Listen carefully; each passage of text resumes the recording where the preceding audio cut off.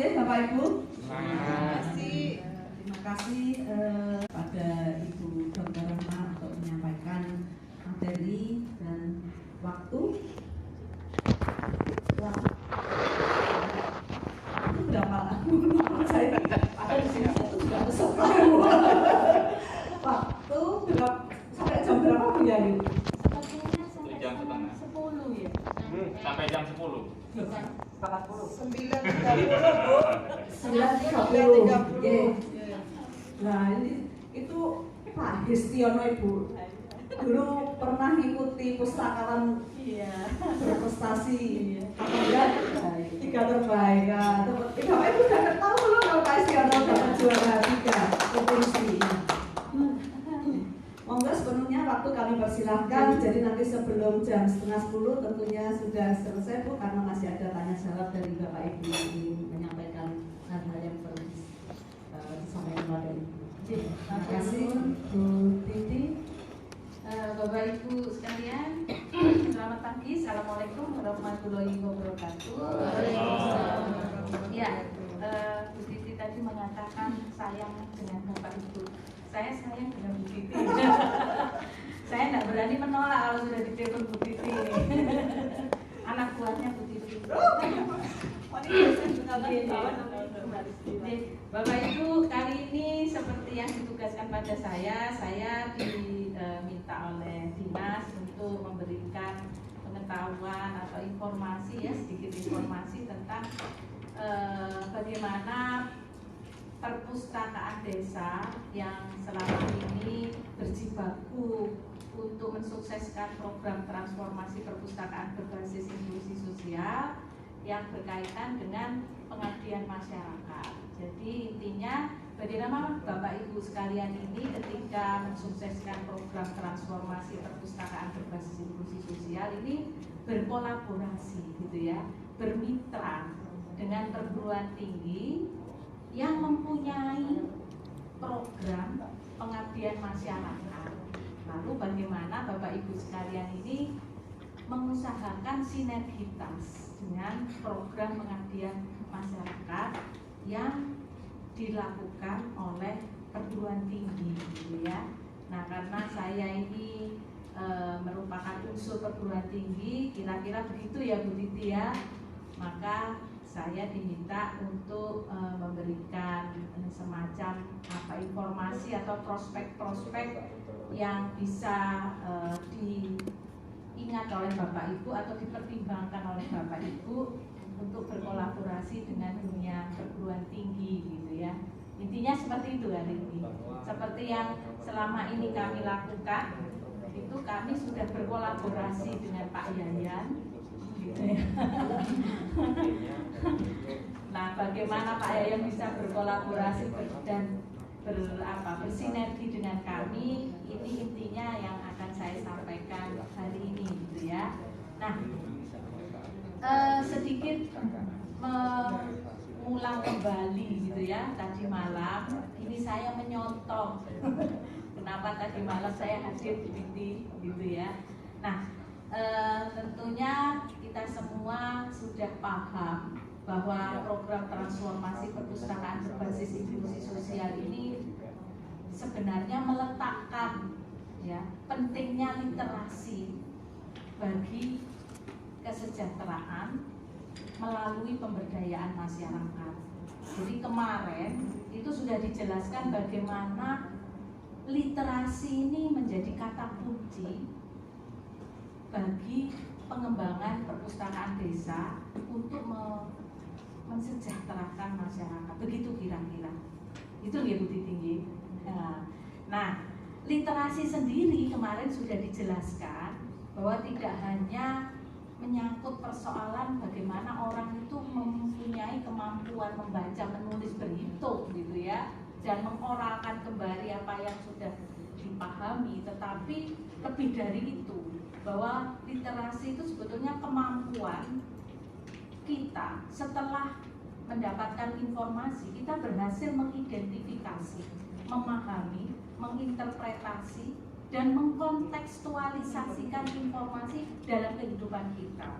Nah, itu ya jauh yang lebih penting Bapak Ibu. Nah, Kalau hanya sekedar membaca menulis begitu dan mengorangkan kembali informasi yang kita peroleh, itu tidak cukup.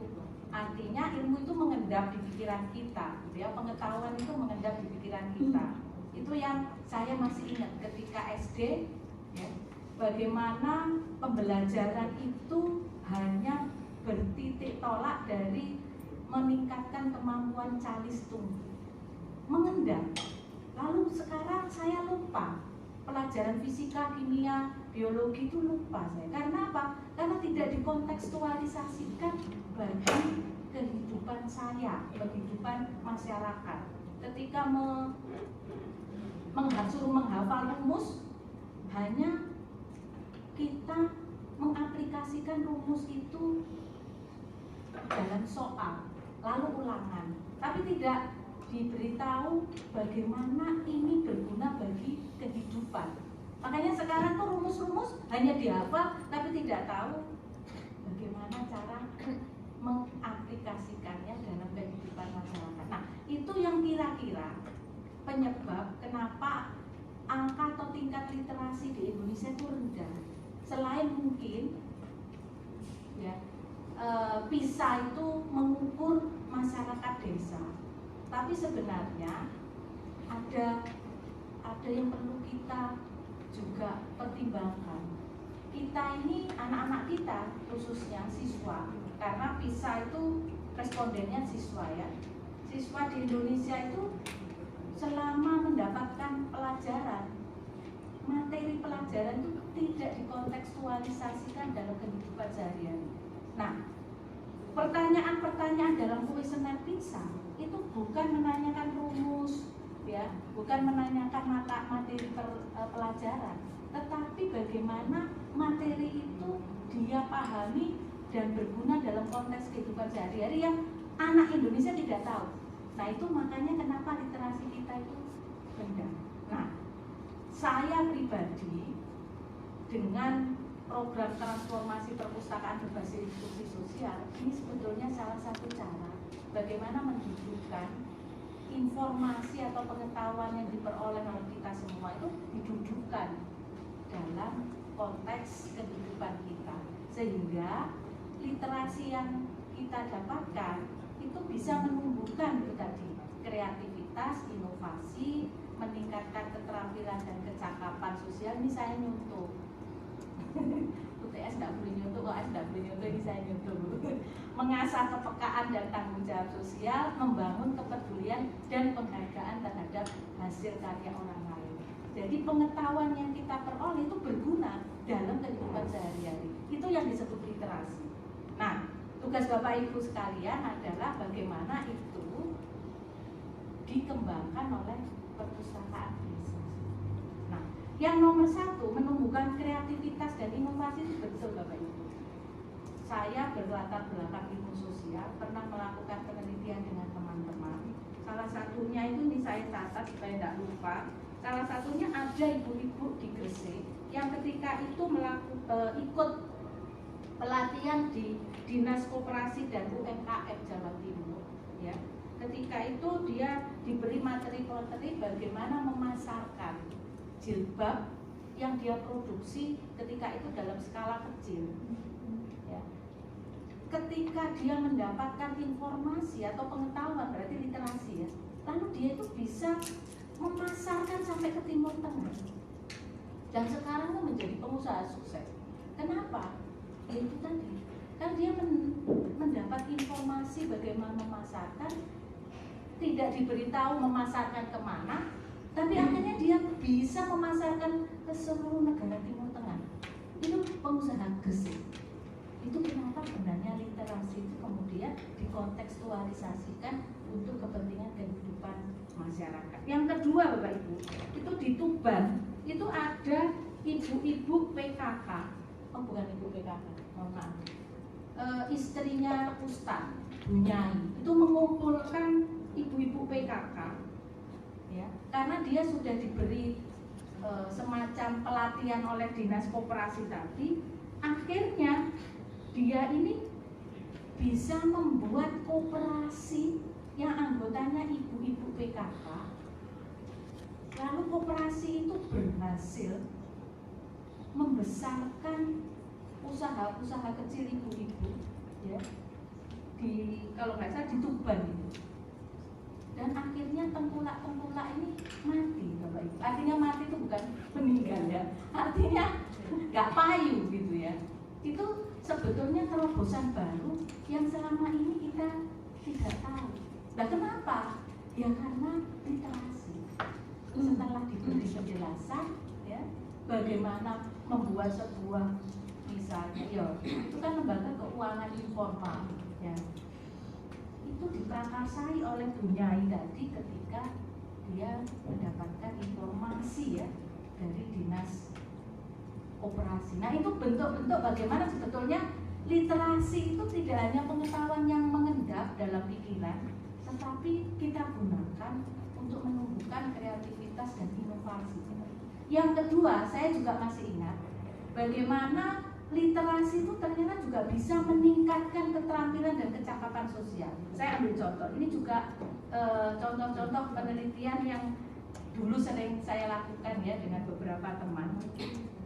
Meningkatkan keterampilan dan kecakapan sosial termasuk negosiasi. Bapak Ibu mungkin masih ingat ya, harga kedelai kita itu kenapa anjlok dan sebagainya. Kedelai itu sebetulnya di pasar internasional itu harganya 7.500.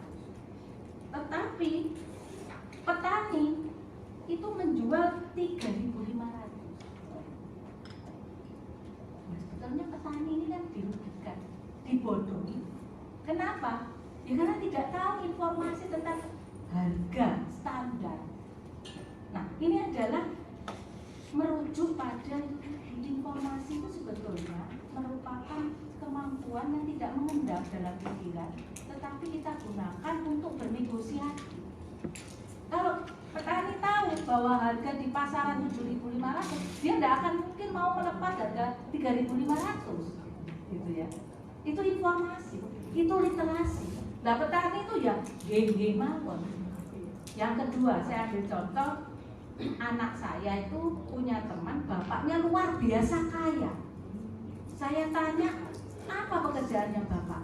Membeli gabah selep-selepan itu dari petani, harganya sangat murah, tapi dijual di Pokpan. Bapak Ibu, perso Pokpan nih, harganya tinggi. Itu kan berarti petani ini dalam tanda petik dibodohi ya. Dibodohi ini ya karena tidak tahu informasi, tidak berliterasi, akhirnya posisi bargaining position itu lemah. Kenapa? Ya tidak berliterasi tadi. Makanya betul kata Perpustakaan Nasional, literasi itu sebetulnya meningkatkan bargaining position supaya petani itu ya orang-orang desa ini bisa bernegosiasi. Jadi punya keberdayaan diri, mengasah kepekaan dan tanggung jawab sosial itu betul Bapak Ibu. Saya ambil contoh ini, saya catat di Pasuruan. Ada tempat di Pasuruan itu seperti bukit-pebukitan gitu. Di atas itu ternyata ada peternakan sapi, yang di bawah ini pertanian, yang di atas itu peternakan sapi. Peternak-peternak itu sering memandikan sapi-sapinya. Air mengalir ke bawah. Air mengalir ke bawah, yang rugi yang di bawah. Padahal air itu untuk minum dan sebagainya. Nah ini yang kemudian kan gila nih ya. Jadi bayangkan, kenapa nggak bisa disalahkan juga ya peternak-peternak itu? Kenapa demikian? Ya karena mereka tidak punya literasi lingkungan hidup. Makanya literasi itu sebetulnya kembali lagi ya, ketika tidak kita andamkan dalam pikiran atau pengetahuan tidak kita andamkan dalam pikiran, kita andamkan dalam pikiran, maka itu tidak berguna, useless. Tapi kalau kita gunakan, kita aplikasikan dalam kehidupan sehari-hari, maka literasi itu berguna. Coba kalau kemudian itu dibiarkan, tidak diberi penyuluhan tentang lingkungan hidup, peternak-peternak sapi itu akan terus ya, memandikan sapinya. Jadi desa yang di bawah itu dirugikan sekali. Nah itu salah satu contoh kenapa literasi itu tidak hanya persoalan caristung, tetapi bagaimana orang itu bisa memberdayakan dirinya melalui informasi atau pengetahuan yang dia peroleh untuk kepentingan kehidupan sehari-hari. Maka kemudian kegiatan-kegiatan yang kita lakukan dengan menggunakan pengetahuan tadi bisa bermanfaat. Terlebih tadi kemarin itu dikatakan untuk kesejahteraan sosial. Jadi literasi kalau dalam istilah ilmu sosial itu adalah alat self help. Nah, ini istilah dalam ilmu sosial sebetulnya, konsep dalam ilmu sosial yang itu merupakan self help. Artinya begini, di Indonesia ini banyak penduduk ya. Kalau Indonesia atau pemerintah hanya mengandalkan mengentas kemiskinan dengan memberi BLT 300.000 ya Pak, apa jadinya? 300.000 itu oleh orang itu dipakai untuk memborong barang-barang konsumtif. Karena apa? Karena dia tidak punya kemampuan self help. Ya. Yang penting itu bagaimana dengan 300 itu dia bisa ya melakukan apapun secara produktif untuk mengetas keadaan ekonominya. Nah, itu yang penting. Nah, literasi itu adalah bagian dari alat self help tadi. Saya punya cerita, saya baca di koran. Ketika pemerintah memberikan uang 300.000, ada yang menolak. Orang miskin ada yang menolak. Kenapa? Apa 300.000? Entek, gitu kan. Yang dilakukan apa? Aku mau berusaha, gitu. Nggak tahu apa yang. Nah, itu salah satu contoh itu adalah ada salah satu ibu yang berjualan pisang goreng di pasar karena suaminya meninggal.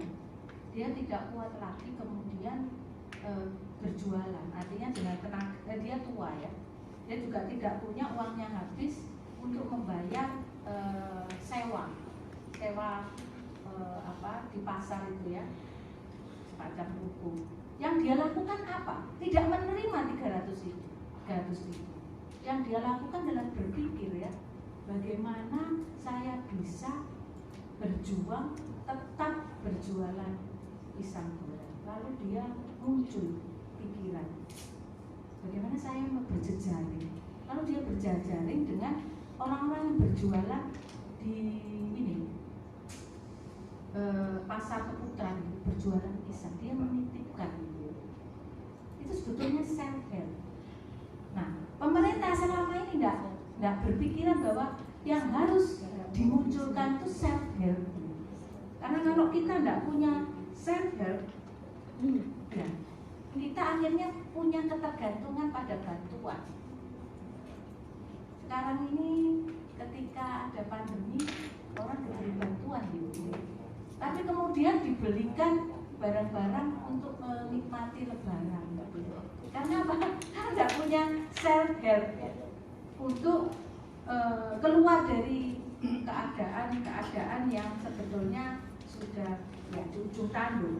Dia memohon pemerintah terus mengaliri bantuan-bantuan. Nah, makanya benar literasi itu sebetulnya upaya untuk self help, meningkatkan kualitas SDM guna mengentas kemiskinan. Nah, itu contoh-contoh yang berkaitan dengan ilmu sosial yang saya pelajari ya. Nah, strategi transformasi layanan perpustakaan berbasis inklusi sosial, sekali lagi saya menyontoh. Ya, rencananya Bapak Ibu sudah tahu, di tataran rencana Bapak Ibu harus mendesain perpustakaan, koleksi, sarana dan prasarana. Aksinya ruang berbagi pengalaman kontekstual keterampilan kerja. Nah, indikatornya adalah pertama meningkatkan kunjungan pemustaka, meningkatkan pelibatan masyarakat dalam kegiatan perpustakaan, dan ketiga peningkatan ekspos media. Kemarin saya sudah pamer kepada panjenengan bahwa pengabdian masyarakat UNER itu dimasukkan Kompas TV Bu. Ketika itu di Kediri baru aja. Tapi yang Ponorogo tidak masuk Kompas TV. Ya. Nah, yang terakhir adalah meningkatkan jumlah kemitraan pengelolaan perpustakaan dengan berbagai lembaga. Nah, inilah yang mungkin berkaitan dengan materi saya, Bapak Ibu. Nah, salah satunya adalah menggalang kerjasama dengan perguruan tinggi yang mempunyai program yang namanya pengabdian masyarakat. Nah, kenapa seperti itu? Ya, sekali lagi, kalau kita ini meninjau peran perpustakaan dari ilmu perpustakaan, Bapak Ibu, paradigmanya sudah berubah. Betul apa yang dikatakan Pak Sinten kemarin itu, sebetulnya kalau kita kaitkan dengan teori konsep yang berkembang dalam ilmu perpustakaan saat ini, perpustakaan ini mengalami transformasi ke arah yang namanya extended role. Dulu perpustakaan ini hanya bersangkut paut dengan pengadaan dan pengembangan koleksi. Dulu transformasi tahap pertama. Tahap kedua itu pelayanan pada user. Makanya ada user studies gitu kalau dalam ilmu perpustakaan. Ketiga itu adalah pengembangan perpustakaan digital. Keempat, yang sekarang saya lihat di berbagai artikel jurnal di perguruan tinggi, ternyata perpustakaan itu sudah mengalami transformasi yang dinamakan extended roles. Jadi peran-peran baru itu harus digali oleh pustakawan untuk mengembangkan perpustakaan. Bagaimana menggalinya? Ya acuannya nggak mungkin sama ya. Karena perpustakaan satu dengan perpustakaan yang lain itu konteks lingkungannya berbeda. Jadi betul apa yang dikatakan kemarin itu. Jadi sekarang ini, di era sekarang ini extended role, peran perpustakaan tidak bisa diremehkan. Jadi kalau ada yang dipindah ke perpustakaan, sebetulnya tidak pada tempatnya berpikiran bahwa aku dibuang, gitu. Aku dikotakkan, enggak. Karena era extended roles itu era di mana pustakawan itu harus berinovasi, ya, kreatif.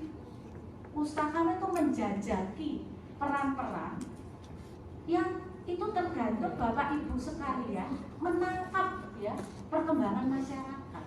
Makanya benar bahwa sebenarnya pustakawan itu kalau sudah lulus atau mahasiswa lulus menjadi S1 ya atau pustakawan gitu ya, itu tidak cukup dia mengantongi kemampuan bagaimana bisa mengklasifikasi, mengkatalogisasi, melayani, itu tidak cukup. Dia harus peka pada permasalahan dalam masyarakat gitu. Nah itu saya setuju.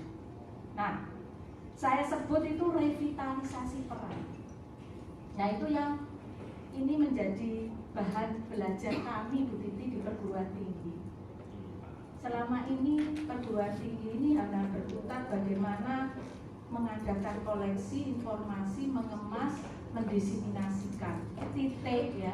Tidak seperti itu, tetapi kita juga harus, perguruan tinggi ini harus mengisi kompetensi mahasiswa lulusan dengan aspek-aspek ini tadi, kebijakan masyarakat, problem dalam masyarakat, supaya perpustakaan yang akan dibina ini berperan.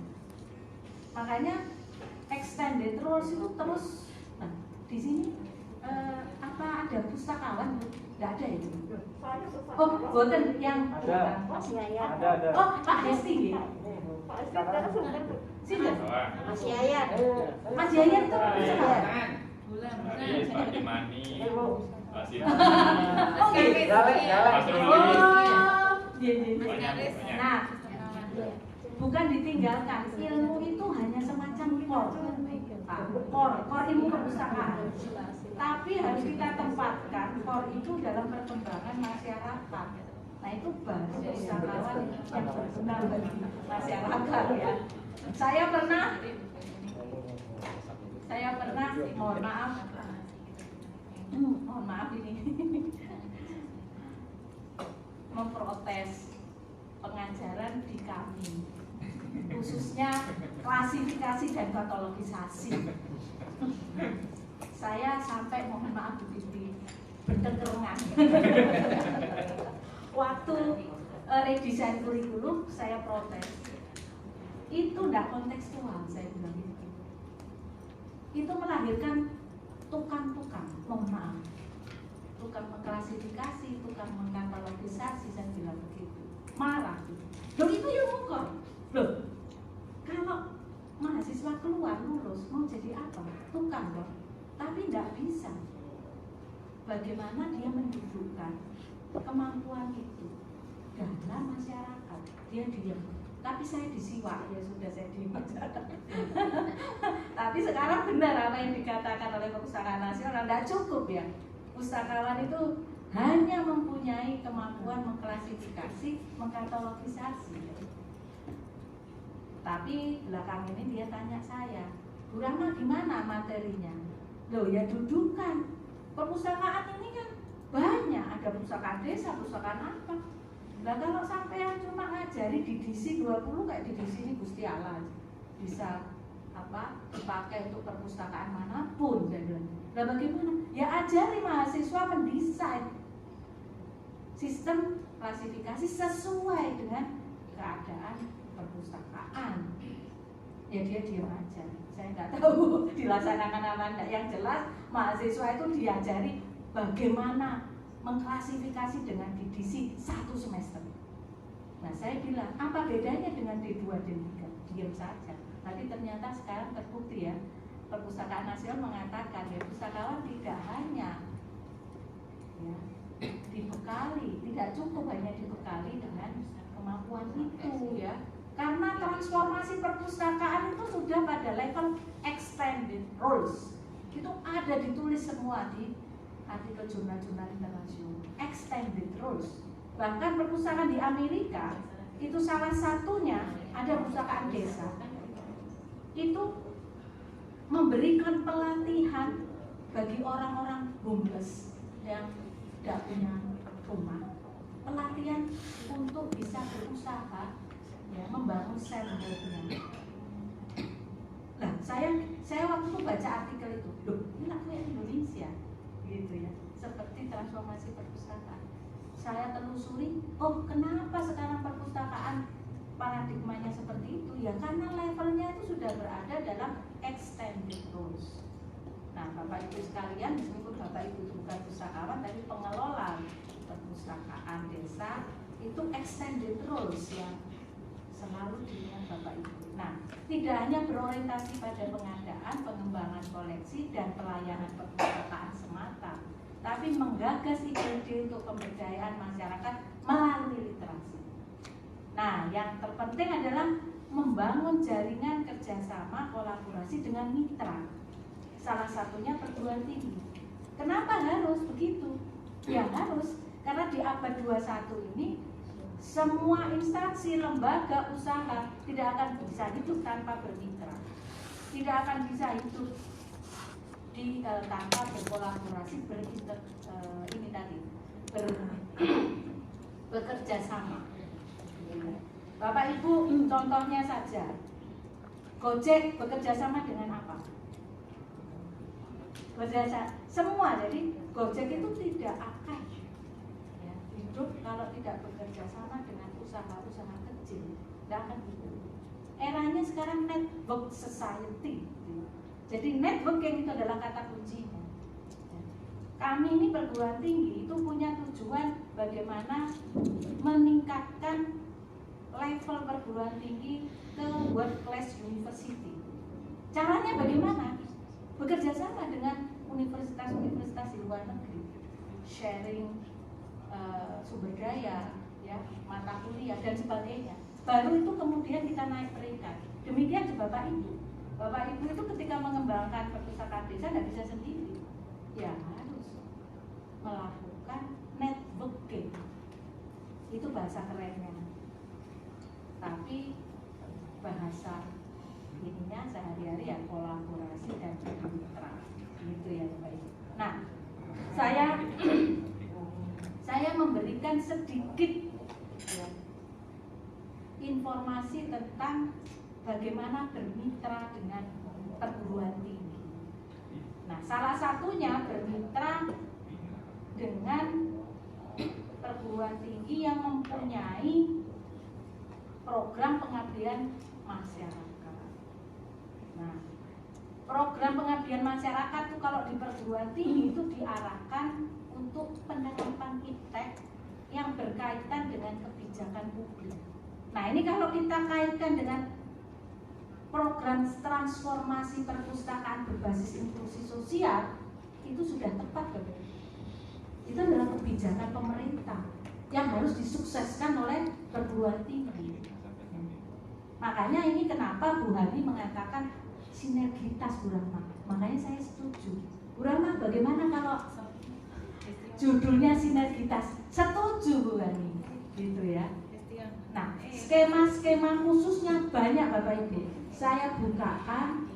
Nah, caranya kalau Bapak Ibu mau bermitra dengan perguruan tinggi melalui program pengabdian masyarakat, Bapak Ibu buka situsnya perguruan tinggi, LPI atau LPPM, semua namanya sama, LPPM.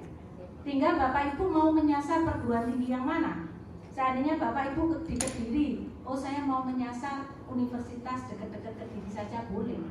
Oh saya mau menyasar UNER, ya tidak apa-apa, berarti yang berkaitan dengan saya ini. Nah, Bapak Ibu buka ini program kegiatan ini pengabdian masyarakat. Banyak Bapak Ibu. Jadi programnya itu macam-macam. Di antaranya program kemitraan masyarakat, program pengembangan kewirausahaan, program pengembangan produk ekspor, program pengembangan unggulan daerah, program pengembangan usaha produk intelektual. Banyak Bapak Ibu, banyak sekali. Nah, kalau mau bermitra bisa mitra. Ini ada mitra dalam negeri, kita klik sini. Bagaimana UNER itu sudah bermitra dengan Badan Diklat, dengan Balitbangkesbang, dengan Bapeda Kabupaten Probolinggo, dengan dinas-dinas ini bermitra semua. Ada desa binaan juga Bapak Ibu. Ini menjadi salah satu strategi Bapak Ibu menjalin kemitraan. Nah, tentu saja Bapak Ibu ya perlu seperti Mas Yayan ini menemui saya gitu ya, lalu mengajukan proposal. Bapak Ibu juga begitu, bisa mengajukan proposal gitu ya. Nah, proposal-proposal ini tentunya akan didanai kalau berkaitan dengan kebijakan pemerintah.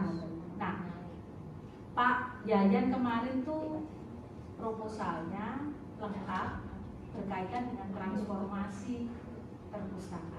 Nah, itu diterima Bapak Ibu. Alhamdulillah ya. Saya mengajukan 6. Jadi proposal 6 tuh saya buat semua tapi di desanya Mas Yayan. Tapi diterima 1 alasannya. Loh, nanti yang lain iri gitu ya. Jadi yang lain 5 proposal akan didanai pengabdian masyarakatnya tahun depan. Jadi begini Bapak Ibu, Universitas Erlangga itu sudah mematok daerah-daerah mana yang menjadi daerah sasaran dalam tiap tahunnya. Gitu. Nah, biasanya daerah itu dipilih karena ada MOU dengan pemerintah daerah. Nah, kemudian dibuatlah pengumuman pengabdian masyarakat ke daerah-daerah itu. Jadi proposal yang diterima itu diarahkan menyasar daerah-daerah yang punya MOU. Saya waktu itu bingung. Lalu saya datang ke LPPM. Saya nggak punya MOU untuk transformasi perpustakaan ini. Tapi ada desa yang membutuhkan, yaitu Desa Manu. Akhirnya diterima Bapak Ibu. Alhamdulillah. Jadi satu-satunya di luar daerah yang ditentukan, Desa Manu lah yang dipilih. Nah, alhamdulillah ini. Iya, Desa Manu. Mungkin tertarik karena namanya saya nggak tahu. Nah, Bapak Ibu silakan akses, ya, itu ada LPTM ya, di semua perguruan tinggi.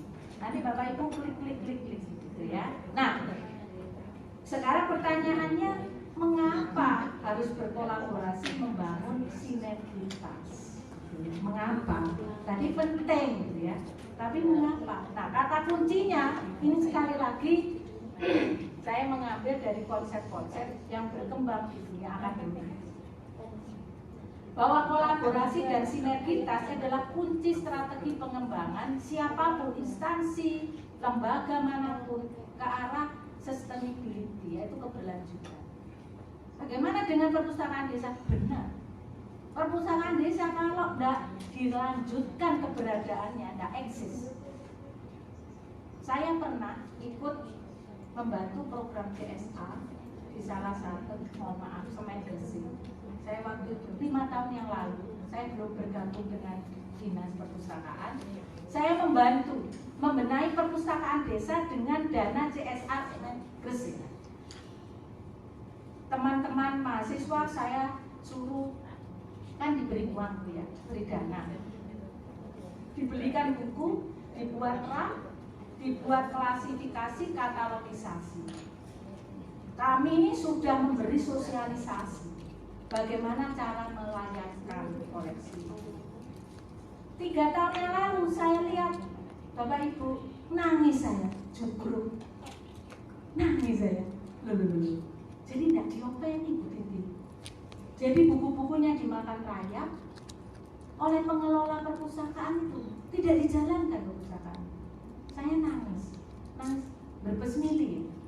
Kok lebay nangis, kok emang gitu.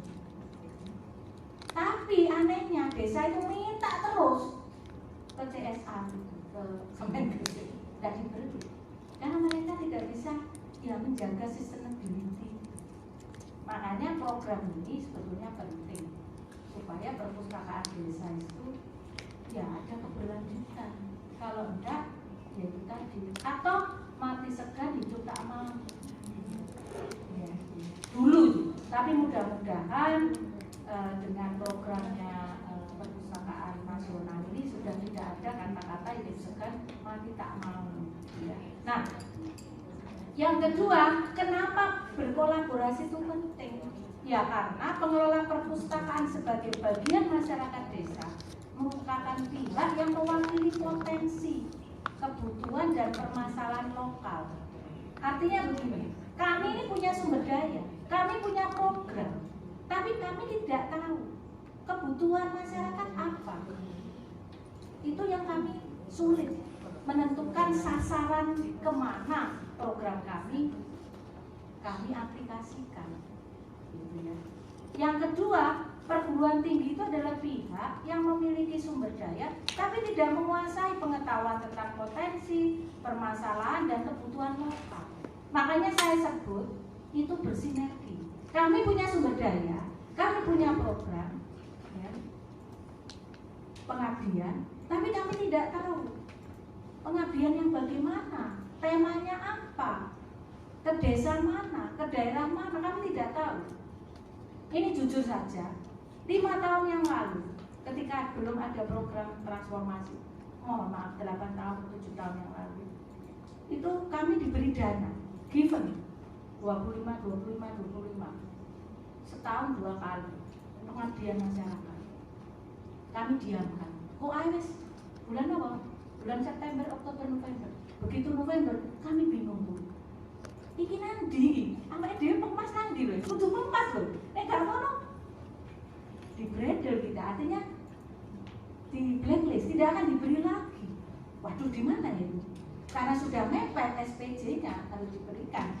Bapak Ibu tahu, mohon maaf ini. Jadi buka dapurnya sendiri. Alah, ini loh nang Dharma Husada itu. Lah apa? Alah, itu sosialisasi pengembangan minat baca. Padahal mereka tidak butuh, gitu ya. Itu bahaya. Itu menjadikan uang negara muspro ya. Saya tuh, loh, terus si cici meneng. Oh, nak desaku, loh apa? Ya pengembangan minat baca. Betul nggak? Pokoknya kita salurkan pengabdian. Nah itu Bapak Ibu. Kami ini tidak tahu. Yang tahu panjenengan semua tentang tentang permasalahan atau potensi desa. Bapak Ibu tahu ketika kami melakukan program pengabdian masyarakat mensosialisasi pengembangan minat baca di Dharma Husada, Kelurahan Dharma Husada, kita bingung sasarannya siapa? Waduh, kok apa? Hari kerja? Iya. Waduh, nek bapak ibu siswa kayak sok teko. Ya siapa? Ibu-ibu datanglah ibu-ibu. Yang datang tuh ibu-ibu dengan membawa anak-anak, bayi. Jadi ketika mensosialisasi gak merungok. Jadi bingung beranaknya rono-rene gitu. Nah itu yang tidak tepat sasaran. Makanya Bapak Ibu silakan, karena Bapak Ibu tahu potensi permasalahan akan masalah di daerah Bapak Ibu membuka mitra ya dengan kami. Nah caranya Bapak Ibu hubungi aja RPPN. Itu akan lebih bagus. Bapak Ibu bisa mengajak ya pemerintah daerah untuk membuat MOU tambah lebih bagus. Karena daerah-daerah acuan sasaran setiap tahunnya itu berganti di UNED, tergantung MOU-nya. Saya nggak tahu apakah daerah kabupaten, pemerintah daerah tempat Bapak Ibu berdomisili, perpustakaan Bapak Ibu ada itu sudah ada MOU dengan kami. Ya, nah itu lebih bagus. Nah kenapa harus bersinergi? Yaitu tadi nggak tepat sasaran, dana terbuang, tidak digunakan untuk kepentingan produktif ya, manfaatnya tidak ada, useless dan sebagainya. Saya masih ingat dulu penelitian dengan UNICEF tentang pengadaan jamban. UNICEF itu turun ke desa-desa sebagai turis. Menurut saya itu turis ya, karena orang bule nggak mengerti akar masalah orang lokal. Loh, orang-orang muda, orang-orang ini kok beol di kebun ya? Kok gambar jamban? Lalu oleh UNICEF di drop sekian ribu jamban, dipasanglah jamban-jamban itu. Bapak Ibu tahu tidak digunakan oleh orang-orang. Mohon maaf, ini ada yang dari Madura ya? Ada. Jadi penelitian saya itu di Madura Bapak Ibu. Saya tidak sebutkan desanya, tidak dipakai. Jadi dana yang diberikan jamban itu ya useless, tidak bermanfaat. Lalu kami dari peneliti darinya tanya, lo kenapa kok nggak mau pakai? Lo jamban segitu loh, airnya dari mana Pak? Airnya dari mana? Sana nggak punya air. Iya. Jadi UNICEF tuh nggak tahu kalau di sana itu susah sumber mata air. Jadi yang dibutuhkan bukan jamban aja sebetulnya. Bagaimana membuat infrastruktur air. Jadi dia harus sebetulnya bekerja sama dengan ITS membuat eksplorasi sumber mata air, dibuat pompa-pompa dulu baru dibuat jamban. Jadi UNICEF itu saya sebut yaitu tadi turis yang cuma delok-delok, oh jijik sih gitu-gitu ya, langsung jamban gitu. Nah itu kurang tepat sasaran. SPJ-nya mepet gitu. Tahu itu. Iya, itu kalau dalam ilmu sosial kebijakan yang top down itu seringkali tidak tepat sasaran. Makanya yang penting adalah Bapak Ibu itu memberitahu kami apa kebutuhan Bapak Ibu. Lalu kami menyiapkan sumber daya. Kami menyiapkan program. Makanya kenapa saya setuju Bu tadi mengatakan sinergitas wah tepat. Ya. Ini backgroundnya saya buat seperti ini karena itu simbol sinergi ya, bersinergi. Termasuk pemerintah ketika betul katanya Bu Hani menghabiskan dana di akhir-akhir itu bingung, oh Bu pelatihan apa? Mohon maaf dinas koperasi. Gimana ya saya catat di Tuban, iya di Tuban. Bagaimana itu supaya dananya keluar? Ya supaya semua desa kita buat pelatihan batik dengan pewarnaan alam. Kenapa? Karena pewarnaan alam itu dicari oleh konsumen di mana-mana. Gitu. Kan seneng ya batik warna alam tuh. Itu seneng deh. Bulannya seneng. Saya juga seneng tapi kan mahal. Sampai desa nelayan itu dilatih membatik. Nelayan-nelayan itu diajarkan, Tuban kan daerah nelayan. Nggak dilakukan batik. Jadi dana itu ya lepas. Kalau mereka, semestinya kalau daerah nelayan kan jangan batik. Ya apa? Nah memang ada batik gedong, tapi bukan berarti semua harus dilatih membuat batik gedong dengan pewarnaan alam, gitu ya. Nah itu, waktu saya penelitian, ketahuan ya. Makanya itu ya kebutuhan yang tidak disampaikan ke atas, maka ya kita ini juga tidak tahu harus berbuat apa, termasuk melakukan pengabdian. Nah, yang dilakukan Mas Yayan itu tepat karena ketemu dengan saya. Jadi saya ketemu dengan saya. Ya, saya sempat ya karena sayang Bu. Jadi buku-buku 2/3 koleksi anak saya berikan pada perpustakaan. Ya, ada 2 lokasi waktu itu, Kediri yang baru aja kami dirikan, mulai dari nol perpustakaannya dan Mas Yayan. Tapi perpustakaan Mas Yayan saya beli lebih banyak buku-buku itu karena sudah settle ya. Tapi yang Kediri saya takut nanti buku-buku saya berikan layapan maneh. Saya ya mudah-mudahan enggak. Tapi kami lakukan supervisi ya. Nanti kami lakukan program pengabdian di Kediri lagi untuk memantau gitu. Nah, Bapak Ibu, itu yang perlu Bapak Ibu pertimbangkan ketika melakukan sinergitas dengan perguruan tinggi melalui program pengabdian pada masyarakat. Nah, ini Bapak Ibu yang saya katakan tadi, apa yang harus dilakukan? Ya Bapak Ibu mulailah dengan mengidentifikasi kebutuhan bidang-bidang pemberdayaan masyarakat melalui literasi.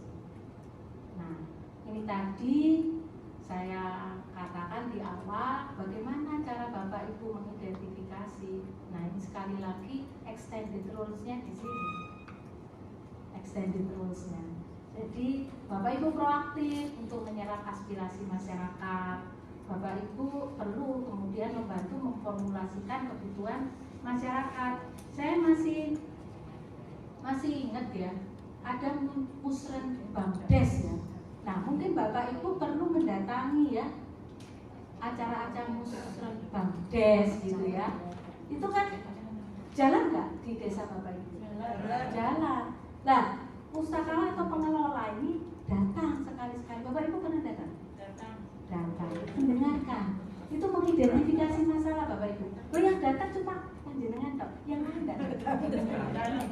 Nah, itu extended rules-nya di situ Bapak Ibu. Selain itu juga networking dengan, kalau menurut istilah ilmu sosial, community based support. Artinya ada kelompok-kelompok di masyarakat itu yang sebetulnya itu potensi ya, modal sosial atau modal kultural yang bisa memberi kita informasi pengetahuan tentang kebutuhan masyarakat. Apa itu? Mungkin karang taruna, ikut pengajian, itu badan kami saja. Biasanya mereka kerupi ya, orang masalah itu bla bla bla bla. Bapak Ibu catat. Nah, itu menjadi permasalahan yang bisa diidentifikasi, pengajian dan sebagainya. Ya. Itu extended rules-nya kalau menurut saya di Indonesia. Banyak sekali nih ya, Bu Titi ya. Apa? Berat ini ya sebetulnya pengelola perpustakaan ini. Ya, berat. Nah, kemudian membantu menjajaki peluang sebagai sasaran pengabdian masyarakat dengan perguruan tinggi sebagai pelaksana pengabdian masyarakat. Jadi bisa Bapak Ibu bisa menyurati LPPM ya, secara mandiri atau melalui pemerintah daerah ya, dengan menggunakan MOU. Nah, Bapak Ibu harus berani seperti itu. Kalau enggak, ya itu tadi extended rules-nya tidak nampak, transformasi tidak terjadi, ya. Lalu Bapak Ibu tidak melakukan apa-apa. Tapi ini penting Bu Titi. Nanti saya beritahukan ini ke mahasiswa. Saya mengucapkan terima kasih banyak atas kesempatan yang diberikan saya oleh dinas. Saya ini menjadi berpengetahuan tentang ya kebijakan seperti ini ya.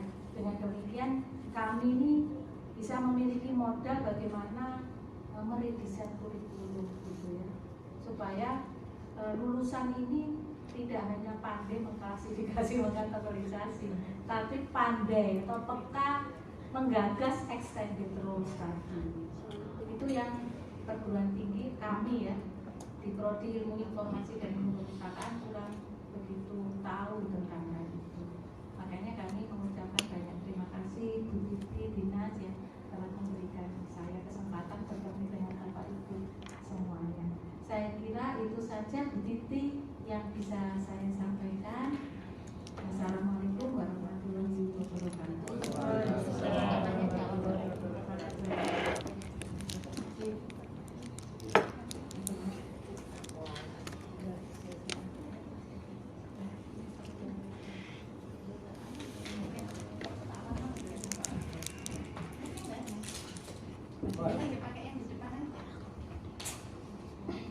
Terima kasih. Jadi Bapak Ibu tadi materi yang beliau sampaikan tentunya Bapak Ibu sudah paham. Jadi yang masih terkena dalam saya jadi suatu keberhasilan, kesuksesan suatu